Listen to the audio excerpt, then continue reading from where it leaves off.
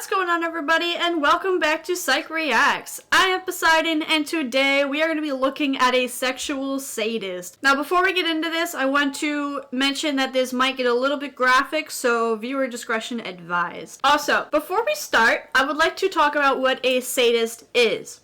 Now, a sadist is someone who enjoys inflicting pain to others, usually to get some sort of pleasure out of it, usually sexually. A masochist is the mere opposite of a sadist. A masochist is someone who likes being put into the pain, and they are not the ones causing it. So a sexual sadist and a masochist are kind of hand in hand because they're the mere opposites of each other. This man's first name is Gerald, and the person he is describing in this video is his 9-year-old stepson, who he has beaten and tortured and sexually molested. So let's hop right into the video and see what's going on. After about 2 years of molesting my son and all the pornography that I had been buying, renting, swapping, I had gotten my hands on some bondage and discipline pornography with children involved. And some of the reading that I had done and the pictures that I had seen showed total submission, forcing the children to do what I wanted. And I had eventually started using some of this bondage and discipline with my own son. And it had escalated to the point where I was putting a large Ziploc bag over his head and taping it around his neck with black duct tape or black electrical tape and raping and molesting him at that point, to the point that he would turn blue, pass out. At that point, I would rip the bag off his head, not for fear of hurting him, but because of the excitement. As you can see, this man is clearly disgusting. I truly feel bad for the son. I really hope that if he is still alive today, I hope that he has found help. I hope that he has gotten what he needs, but honestly, this is gonna stay with him forever. So right off the bat, we can tell that he clearly doesn't care for his stepson's physical health. He doesn't care about his mental health or anything like the sort, because he said, I took the bag off of his head, not because he was turning blue and passing out, but because it was exciting and I wanted to do it again. One of the comments I saw for this video was, how do these women let these type of men get into their lives? Now, there's a few factors with that. One, the women have no idea whatsoever. This person, this man, put on a whole facade that tricks the woman into thinking that they aren't actually evil. Like, they don't see this side of him whatsoever. So that could be factor number one. Factor number two is the woman doesn't care. She might know about it and doesn't do anything about it because she doesn't care, or because she's scared, or anything like the sort. Maybe this man's providing some kind of financial thing and she doesn't want to lose that. So all of those things can be a factor to why these women don't see this abuse in their own house. Is because they don't know about it or they don't care. And it is truly saddening to see these little kids go through this type of abuse. And even worse, they don't even understand what's happening. And I feel so bad for them. I really wish this stuff didn't happen because it's so sad. Let's continue with what he has to say. I was extremely aroused by inflicting pain. And when I seen him pass out and change colors, that was very arousing and heightening to me. And I would rip the bag off his head, and then I'd jump up on his chest and I'd masturbate in his face and make him suck my penis while he was, as he started to come back awake. While he was coughing and choking, I would rape him in the mouth. I feel so bad for this kid. I feel so bad for this kid. Oh my god. Oh my god, I feel so bad for this kid. I'm truly at a loss for words. Like, the poor child doesn't even know what's happening. And this person who's supposed to love and support him and provide the same amount of love that a father figure would, is doing this to him without their mother knowing, and the kid doesn't even know what's happening, so it's not like he could really explain to his mother what's going on, because he's losing consciousness, he's getting hurt. I mean, he's gotta have bruises on him, right? So, like, why doesn't I don't get it. Like, why doesn't the mother see the bruises and be like, where'd you get those from? I mean, maybe the kid lies because he's embarrassed or he doesn't really know what's happening. Maybe the stepfather tells him, if you tell your mother, I'm going to kill you, I'm going to kill her, or something of the sort to kind of threaten him to keep his mouth shut. Let's keep going. He used the same sadistic styled act of the plastic bag and the tape 2-3 times a week, and that went on for, I'd say, a little over a year. If I hadn't been arrested when I was, my stepson would be dead. I would have killed him. Wow. I had been fantasizing about killing a victim during the course of rape or molest about 5 or 6 months, all during the course of the molestation of my stepson when I was using the Ziploc, the plastic bag over his head. I had fantasized and thought about killing him, letting him go ahead and suffocate during the process of the molestation. I believe it would have been maybe as short as another month or two, and I would have actually killed him if I was not arrested. Wow, that truly shows how different these people think. They do not care that it is a human being they are doing this to. They do not care that it is a 9-year-old child. They do not care that is their stepson, and they're supposed to love and adore them. He said he would have killed his stepson within a month or two before his arrest. I do not know what's worse, leaving the kid alive or not. Like, I don't know what's worse, because this kid is going to be messed up for the rest of his life. I truly hope he found peace. I truly hope he was able to move on in some sort. But my God, this is terrible. Let's continue.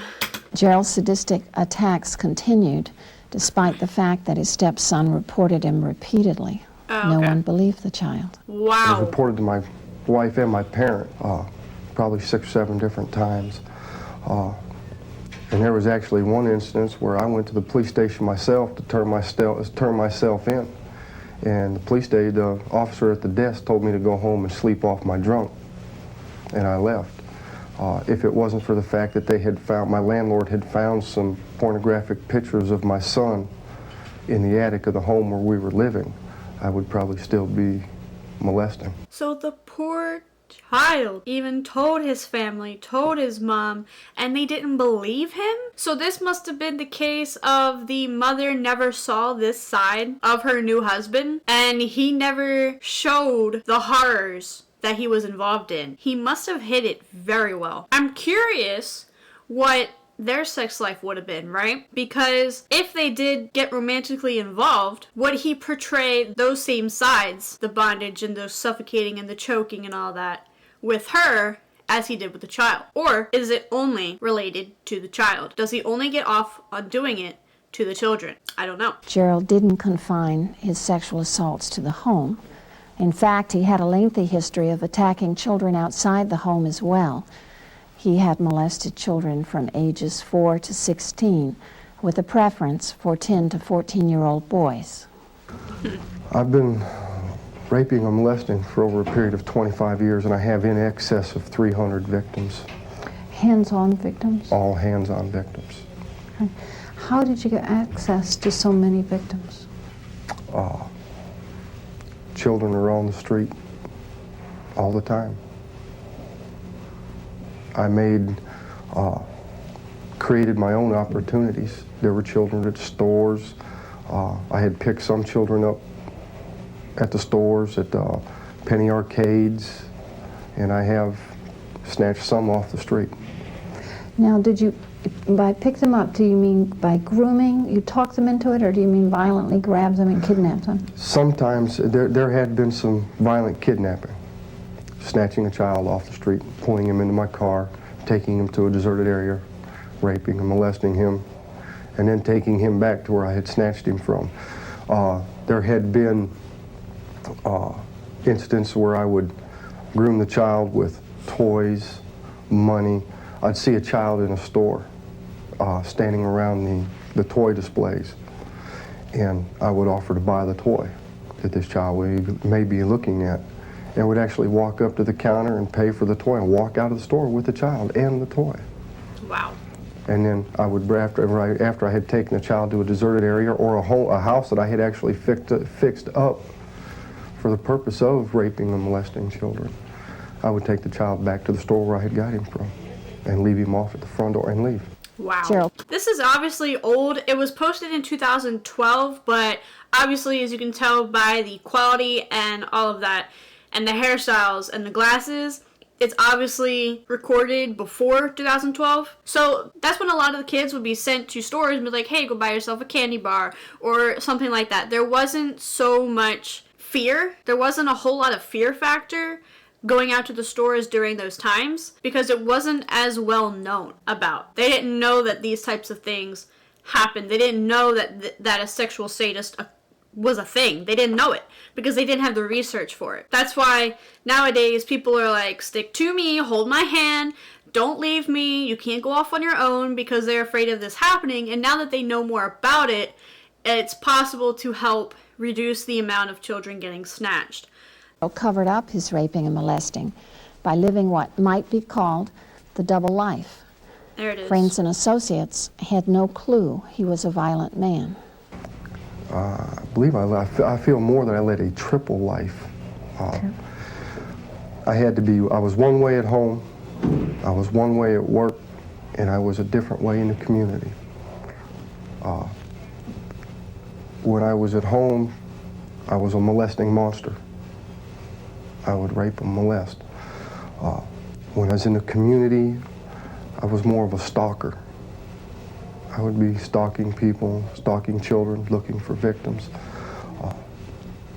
When I was more with my employers or the in crowd that I was in, it was something, I was completely different as, I'm the perfect individual, have a good paying job, drive a nice car, dress nice, and go to a lot of high-class, fancy places. And this is the life, this is what I would portray to the people that I wanted them to see. My friends, my employers, business associates. This is what I would portray to them. So I mentioned that before, right? I said that it's possible that he puts on a facade so that people don't see this other side of him. And I was right. He shows himself as a high-class man. He drives a nice car. He has a good job.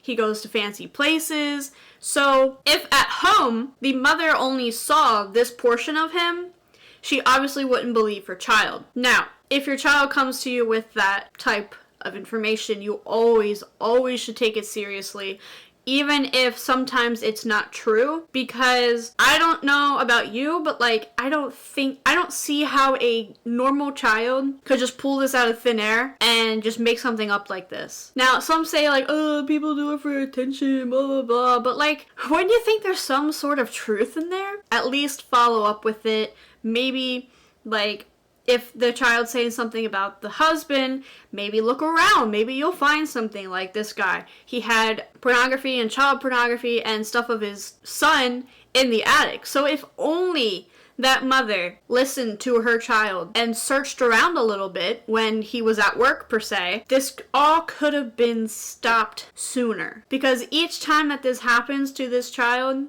his 9-year-old stepson, the more damage it does.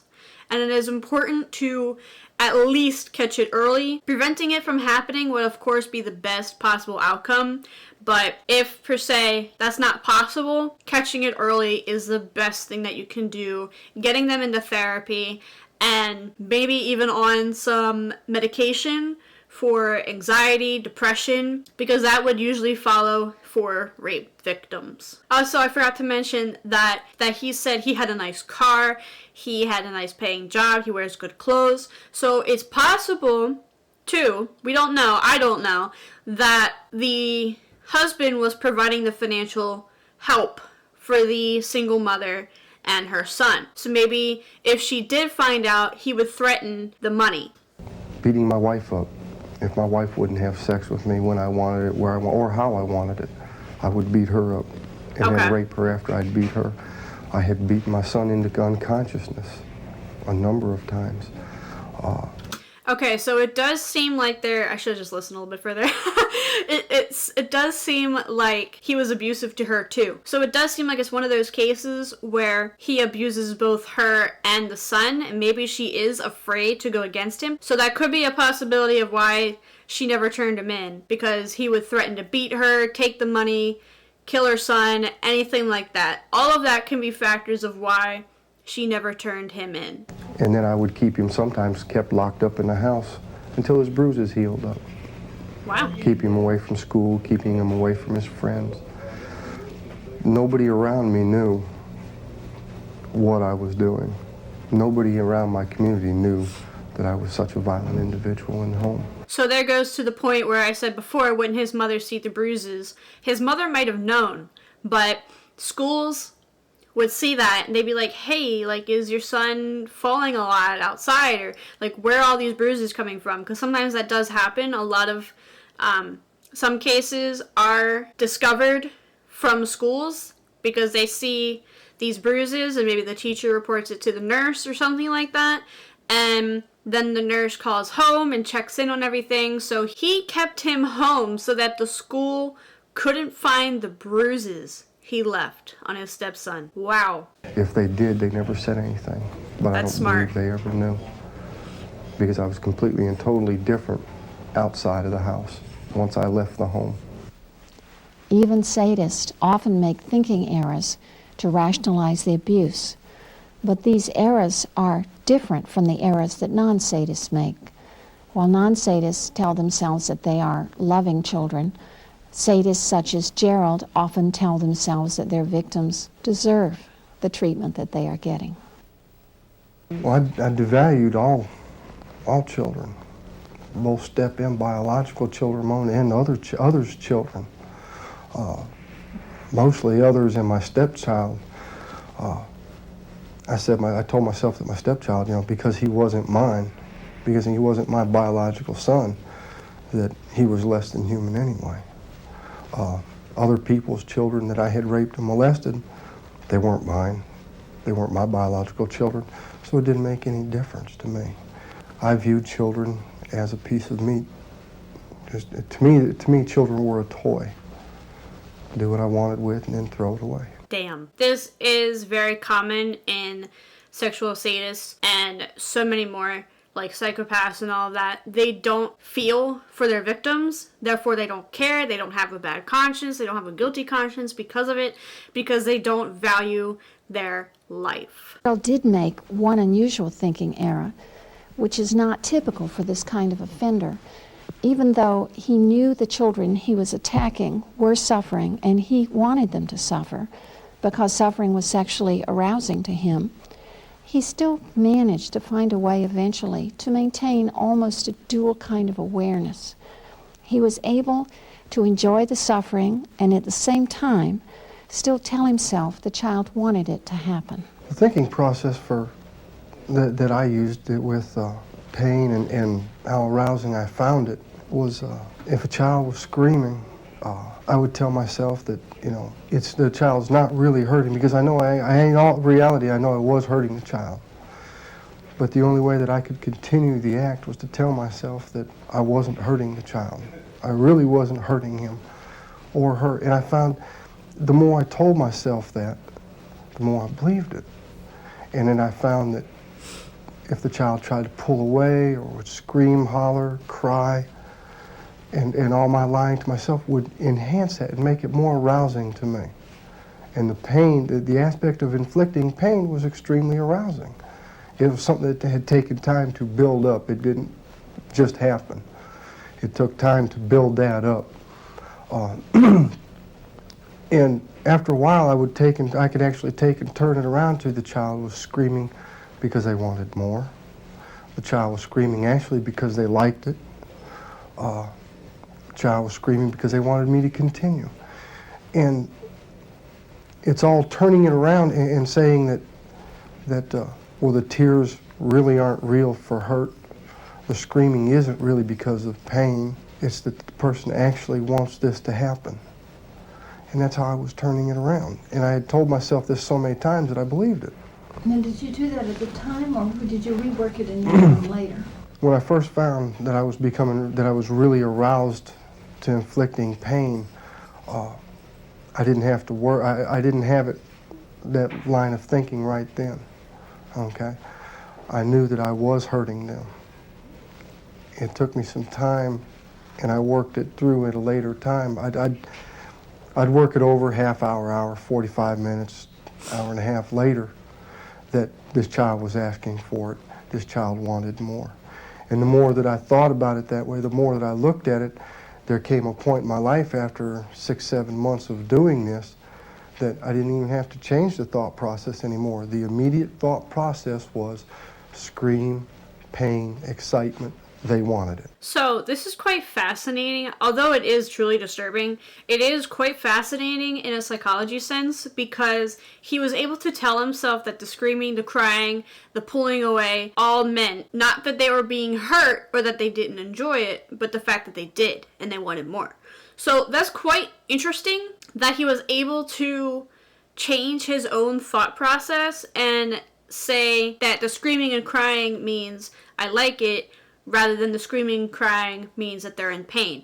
So he was able to change that around, which I find fascinating, although truly disturbing. I do want to say it is truly disturbing, but from a psychology sense, it is interesting because he was able to change his own thought process. So he wasn't born with that thought process. He had to teach it to himself. So I am going to leave this episode of Psych Reacts here. If you watched and enjoyed, be sure to drop a like down below. Let me know what you think down in the comments. I would love to read them.